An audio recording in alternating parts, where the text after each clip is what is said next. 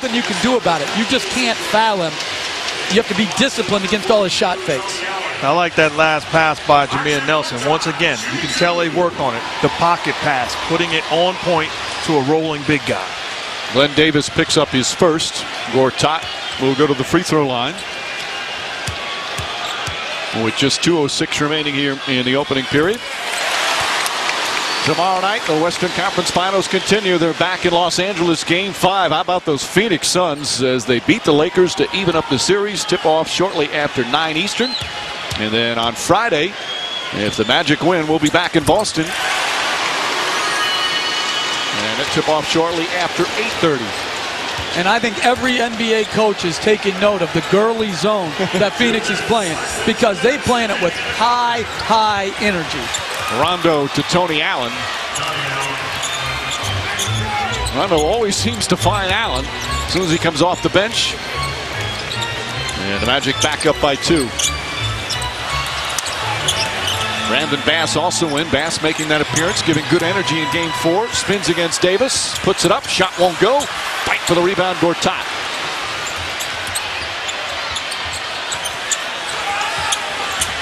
So much better flow for Orlando offensively. Barnes hits a 3. 5 for 9 from downtown here in the first period. I like the fact that Jameer Nelson in pick and rolls, he doesn't have his mind made up as Rondo attacks what he's going to do. He's allowing the defense to tell him what you do. Credit, though, Gortat with the offensive rebound. This is the Magic team we expected to see all series. Certainly saw it in Game 4 here in the opening minutes. Redick's pass deflected by Allen. Ball still loose. And let's see who the foul's called against. I believe it's against Redick. No, they call it against Glenn Davis. Redick was upset. He was ready to argue, as was your brother. And they call it on Glenn Davis. He can't believe it as he picks up his second. Doc Rivers has a bunch of guys with 2 fouls.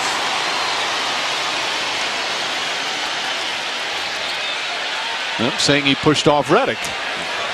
Saying it and making it true are two different things. J.J. Redick has hit all 15 of his free throws so far in this series. Now 16 for 16. And we've talked so much about what a great career he had at Duke, but it was not an easy start for him in the NBA. His first couple of years of the Magic, he said he was humbled, and he added that he needed to be humbled.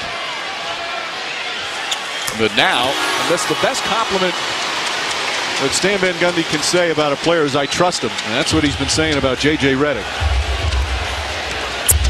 But I'm not sure why J.J. Redick is hugging Tony Allen out in the corner. That's how he got beat by that little cut the last possession.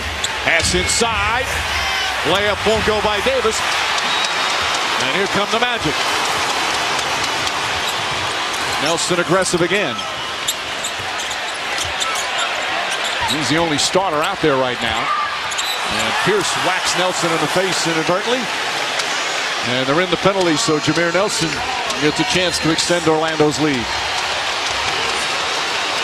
First on Pierce.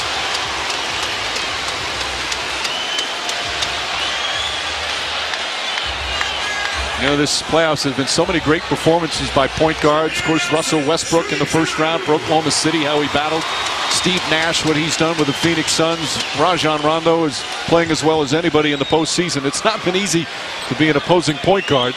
Nelson has battled back against Rondo and off to a good aggressive start tonight. You talk about aggressive play. This is what you do in pick and roll situations. He is attacking Glenn Davis, forcing help, and then buying time for knockdown shooters. You don't want to just come off the pick and roll and allow your man to get back. He's doing a great job of keeping them off balance defensively. And the Magic, not a great free throw shooting team. They've hit their first 7 tonight. And they've got a 6-point lead as Michael Petras comes in for Brandon Bass. And Dwight Howard hasn't shot one yet. That's going to help you be a good free throw shooting team. Yes. Point well taken. And usually they can't get into the penalty if Dwight Howard's not the one not being fouled.